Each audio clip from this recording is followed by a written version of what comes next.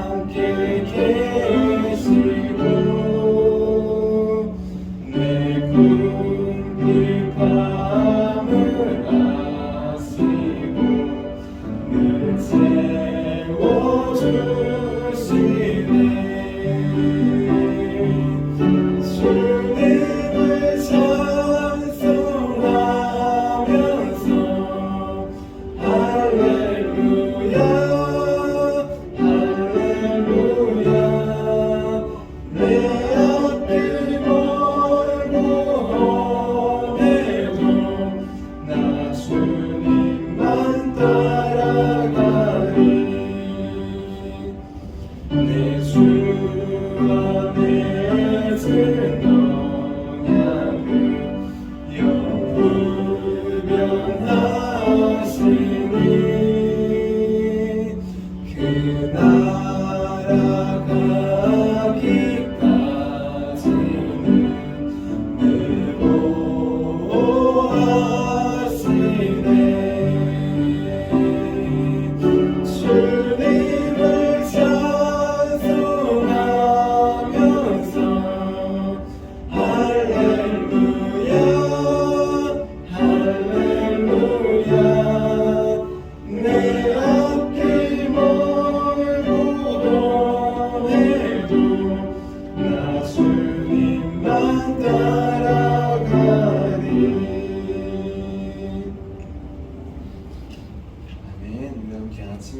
기도 함께 드리도록 하겠습니다.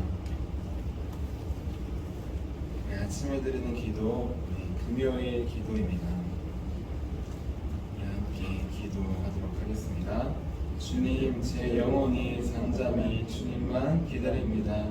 나의 구원은 오직 주님에게서 나오기 때문입니다. 자비로운 주님, 이 시간 제게 임재해 주셔서 제 마음에 기쁨과 평안을 가득 부어주시고 제 모든 길을 인도하셔서 오늘 하루의 시간이 주님의 사명을 이루는 복된 날이 되길 원합니다. 예수 그리스도의 이름으로 기도합니다. 아멘. 아멘. 우리 오늘 하나님께서 우리에게 주신 말씀 함께 보도록 하겠습니다. 오늘 하나님께서 우리에게 주신 말씀은 마태복음 14장 34절에서 36절까지의 말씀입니다. 마태복음 14장 34절에서 36절까지의 말씀입니다. 이렇게 한 목소리로 34절부터 36절까지 공독하고 주님 말씀입니다 하면 주님 감사합니다 받아들여 주시기를 바랍니다. 함께 공독하도록 하겠습니다. 그들이 건너가 게네사렛 땅에 이르니 그곳 사람들이 예수이신 줄을 알고 그 근방에 두루 통제하여 모든 병든 자를 예수께 데리고 와서 다만 예수의 옷자락이라도 손을 대게 하시기를 간구하니 손을 대는 자는 다 나음을 얻으리라. 아멘. 주님의 말씀입니다. 네, 기도하도록 하겠습니다.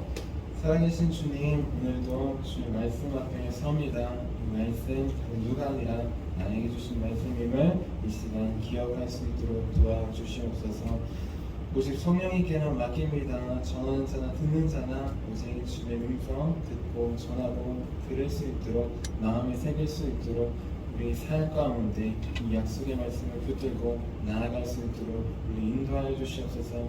말씀하실 주님 기대하며 살아계신 예수님의 이름으로 기도합니다.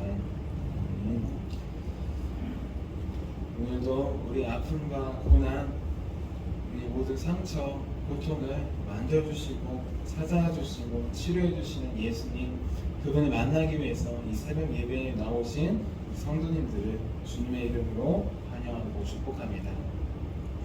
우리 지난주는 고난의 이유라는 제목으로 함께 말씀을 나눴습니다. 인생을 살다 보면 우리는 때때로 큰 풍랑과 같이 알 수 없는 고통과 고난, 우리의 힘으로는 해결할 수 없는 그런 문제들을 당할 때가 있다고 하였습니다. 그런데 역설적이게도 바로 그때 고난과 고통이 찾아올 때 그때가 바로 살아계신 예수님을 만날 수 있는 때라고 하였습니다. 귀로만 듣던 하나님을 믿음의 눈으로 볼 수 있는 때, 예수님께서 어떤 분이신지 인격적으로 만날 수 있는 때, 그때가 바로 고통과 고난의 때라고 하였습니다. 왜냐하면 예수님께서는 때로 감당 못할 고난을 통해 자신 누구이신지 우리에게 계시해 주시기 때문입니다. 그래서 이제부터는 감당 못할 고통과 고난이 찾아올 때 고통과 고난 너머에 계신 예수님을 바라보자고 했습니다. 이 고통과 고난을 잠잠케 하시는 예수님을 바라보자고 했습니다. 이 고통과 고난을 통해 자신을 알려주시며 또한 우리를 구원하시는 구원의 주님을 이 믿음의 눈으로 바라보는 고백하는 저 여러분이 되자고 하였습니다. 우리 이어서 오늘은 게네사렛에서 만난 예수님이라는 제목으로 함께 말씀을 나누겠습니다. 제목을 함께 따라해 볼게요. 게네사렛에서 만난 예수님.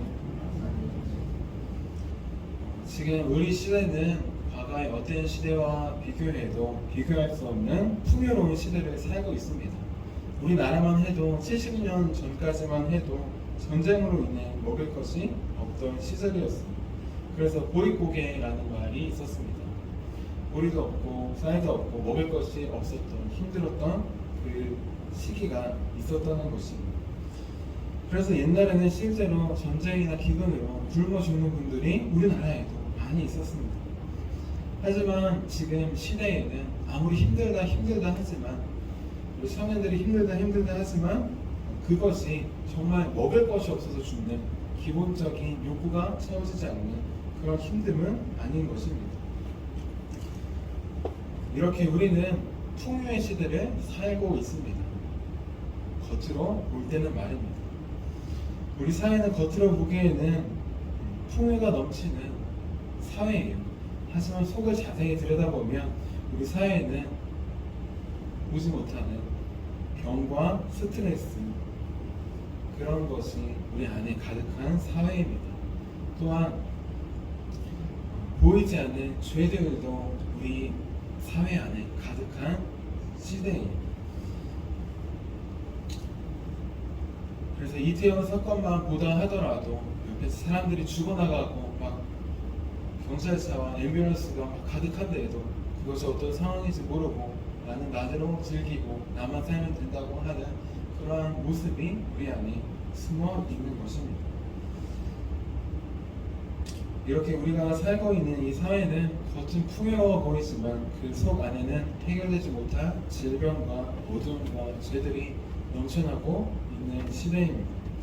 그런데 우리 오늘 말씀해 보면 우리 사회와 같이 겉은 풍요롭지만 그 안에는 수많은 병자들이 살고 있는 한 동네가 나옵니다. 그 동네는 바로 게네사렛 땅이에요. 오늘 말씀인 14장 34절 말씀을 함께 읽어보도록 하겠습니다. 34절입니다. 시작. 그들이 건너가 게네사렛 땅에 이르니 게네사렛은 왕의 정원이라는 뜻이에요. 게네사렛 땅은 왕의 정원이라는 이름처럼 정말 풍요로운 도시였습니다. 갈릴리 바닷가에 있는 근처에 있는 도시 동네였는데 주변에는 어떤 동네들보다 더 풍요로운 곳이었어요. 무엇을 심어도 잘 자라는 곳이었습니다. 그렇게 이 게네사렛이라고 하는 땅은 지금도 무화과나 올리브나 야자나무, 호두가 모두 다 잘 자라고 있는 비옥한 토지입니다. 그런데 겉으로는 이렇게 풍요롭고 비옥한 토지인데 이 게네사렛 땅 안에도 고통받는 자들이 있었습니다. 이 안에도 해결받지 못한 병자를 가지고 있는 병자들이 수두룩했던 것입니다. 모든 병원을 다 가보고 모든 의사를 다 만나보고 모든 약을 다 먹어보았지만 해결되지 않는 병들이 있었습니다. 이 병은 어떤 병이냐? 몸의 병입니다. 또 마음의 병입니다. 또 나아가 정신과 영혼의 병도 있었습니다. 우리는 때때로 사람들을 볼 때 겉을 봅니다. 겉이 멀쩡하면은 이 사람은 괜찮은 사람 이렇게 생각하고 판단하기도 합니다. 아니면 더 나아가 우리 사회에는 좋은 집에 살거나 좋은 차를 타거나 좋은 옷을 입거나 좋은 음식을 먹거나 돈이 많으면 마치 아무 걱정과 근심도 없이 아무 아픈 병과 고통이 없이 잘 산다고 그렇게 오해합니다. 착각합니다. 하지만 돈이 아무리 많고 아무리 잘 산다고 할지라도 걱정과 근심이 없을 수는 없어요. 그 사람도 겉에 몸에 보이는 병은 없어 보이지만 마음의 병은 많이 있습니다. 우리는 겉으로 사람들을 보고 판단하면 되지 않습니다. 우리는 겉으로 사람들을 보고 판단할 때가 많아요. 하지만 예수님은 겉모습을 보지 않으십니다. 예수님은 속마음을 보셔요. 남들을 보지 못하시는 말 못하는 아픔과 고통과 질병을 예수님은 보십니다. 그리고 그 고통을 치유하시기 위해 찾아오십니다. 마치 겉으로 풍요로워 보이는 게네사렛 땅이었지만 그 안에는 해결하지 못한 병들을 가진 병자들이 수두룩한 게네사렛 땅에 찾아오신 것처럼 말입니다. 그러면 예수님께 치유를 받기 위해서는 어떻게 해야 될까요? 오늘 말씀을 보면 게네사렛 땅에 가셔서 예수님께 치유를 받은 자들이 나옵니다. 예수님께 치유받은 자들, 그들은 먼저 내가 병자라는 사실을 인정하고 고백했던 사람들입니다. 오늘 말씀인 14장 35절 말씀을 함께 읽어볼게요. 35절입니다. 시작. 그곳 사람들이 예수이신 줄을 알고 그 근방에 두루 통제하여 모든 병든 자를 예수께 데리고 와서 아멘. 예수님께서 게네사렛 땅에 오시자 많은 사람들이 예수님을 알아보았습니다. 이미 오시기 전부터 갈릴리에서, 베세다에서, 예루살렘에서, 유대인에서 가시는 곳곳마다 병을 고치시고 병자를 고치시고 죄를 용서하시는 그 능력을 사람들이 들었기 때문입니다. 그렇게 많은 사람들이 병자들을 데리고 예수님께 나아갔습니다. 내 스스로 나올 수 있는 사람도 있었지만 그렇지 못하고 못 움직이는 사람도 있을 것이고 그 사람들은 인도했던 것입니다. 중요한 건 병자들은 그 인도함을 받고 따라왔어요. 자기가 병자라는 사실을 인지하고 인정했던 것입니다. 고백했던 것이 내가 겉으로 보이는 병이 아니라 속마음이 아플 수도 있습니다. 정신과 마음이 아플 수 있어요. 그때 누가 나에 대해서 병자라고 이야기하고 예수에게 가자고 할 때 스스로 고백하는 사람, 그 사람만이 갈 수 있는 것입니다. 내가 하나님 앞에서 죄인이라고 인정하고 깨닫고 고백하는 사람, 그 사람만이 예수님께 갈 수 있는 것이 수많은 사람들에게 전도를 하고 복음을 전하지만 그 사람들이 듣지 않는 이유는 무엇입니까? 바로 내가 죄인이라는 사실을 알지 못하기 때문입니다. 나 정도면 괜찮지, 나 정도면 의롭지, 선하지, 이렇게 우리는 다 생각하고 있습니다. 나 정도면 다른 사람들을 때리고 죽이고 그런 악한 사람은 아니잖아요. 그 사람과 비교해 봤을 때 나는 괜찮잖아요. 그렇게 우리는 자신을 긍정적으로 판단합니다. 그렇기 때문에 내가 하나님 앞에 죄인임을 우리는 깨닫지 못해서 우리는 하나님께 나올 수 없는 것입니다. 하지만 오늘 말씀에 나온 병자들은 사람들이 예수님이 왔습니다. 그분은 모든 병을 고칩니다. 당신 병이 있지 않습니까? 같이 갑시다 라고 했을 때 자기의 병을 인정했습니다. 여기 나오는 많은 사람들은 몸의 병을 가지고 있었을 것입니다. 몸이 아프고 움직이기 힘들고 그래서 거부할 수 없기에 인정할 수밖에 없기에 나온 사람들도 있을 것이. 하지만 나도 가겠습니다. 아니, 당신은 멀쩡한 것 같은데요? 왜 갑니까? 사실 나는 마음의 병이 있습니다. 나는 정신의 병이 있습니다. 나는 영혼의 병이 있습니다. 그 보이지 않는 병, 그 병들을 하나님 앞에 고백하고 나온 자들도 있다는 것입니다. 오직 자신이 병자임을 아는 사람, 그 사람만이 자신을 고쳐줄 의사를 찾아갑니다. 오직 내가 죄인임을 깨닫는 사람만이 내 죄로부터 날 구원하실 예수님을 찾아가는 것입니다. 마가복음 2장 17절 말씀입니다. 예수께서 들으시고 그들에게 이르시되 건강한 자에게는 의사가 쓸데없고 병든 자에게라야 쓸데있느니라.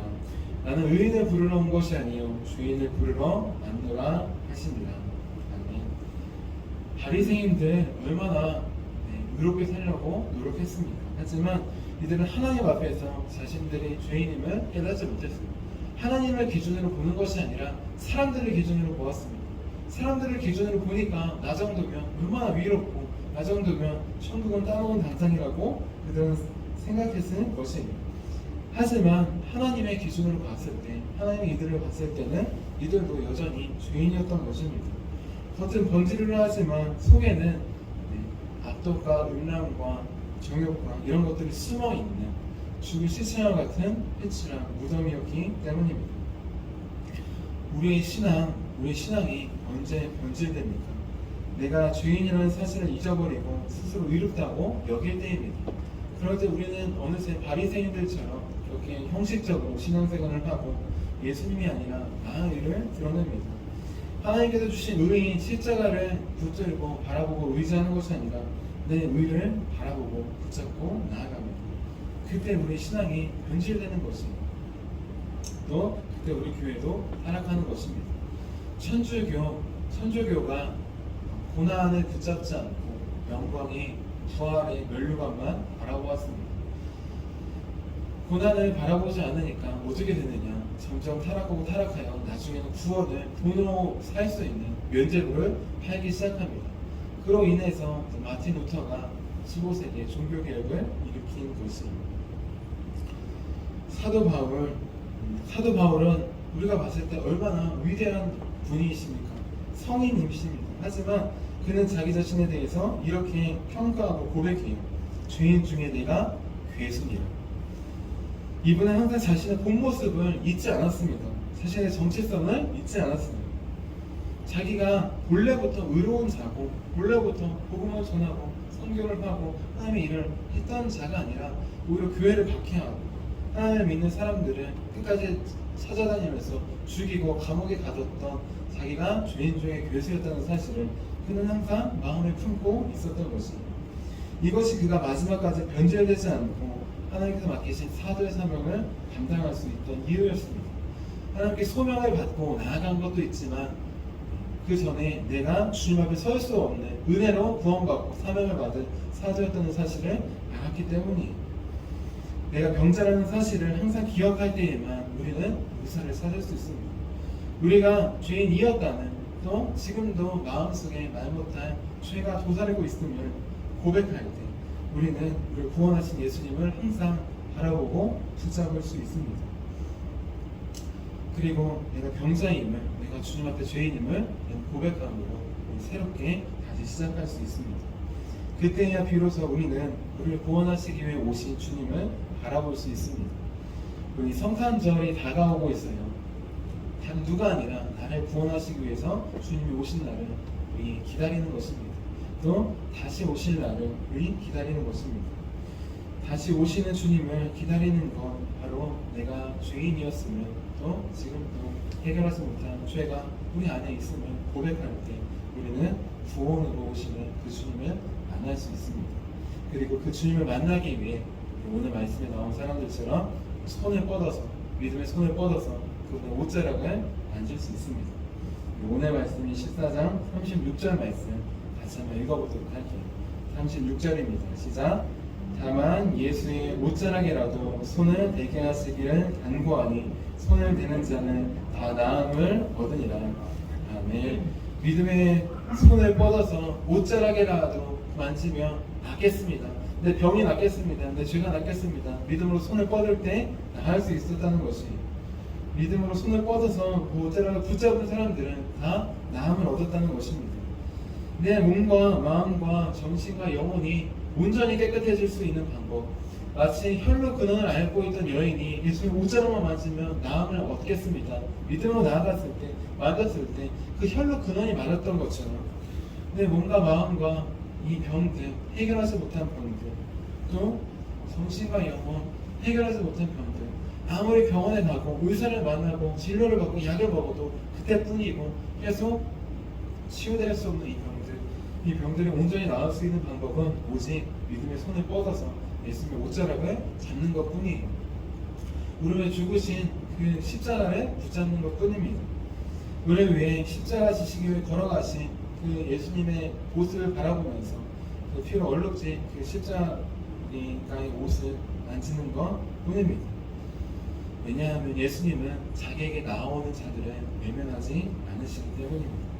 자기에게 손을 뻗는 자들을 뿌리치지 않으시기 때문입니다. 예수님은 믿음으로 손을 뻗어서 옷자락을 잡는 자, 믿음으로 나를 위해 죽으신 그 예수님의 십자가를 만지는 자, 그 자들을 전부 깨끗하고 온전히 고쳐주십니다. 우리는 지금 겉으로는 풍요로워 보이지만 속에는 말 못하는 수많은 병들과 죄들이 가득한 세상 속에서 살아가고 있습니다. 나는 지금 이러한 세상 속에서 이런 모습이 나의 모습이며 그리고 돌아보아야 합니다. 우리도 겉으로는 풍요로워 보이고 우리 신앙이 풍족해 보이지만 우리 마음에는, 삶에는 해결하지 못한 아픈 병들이, 죄들이 많이 숨어 있어요.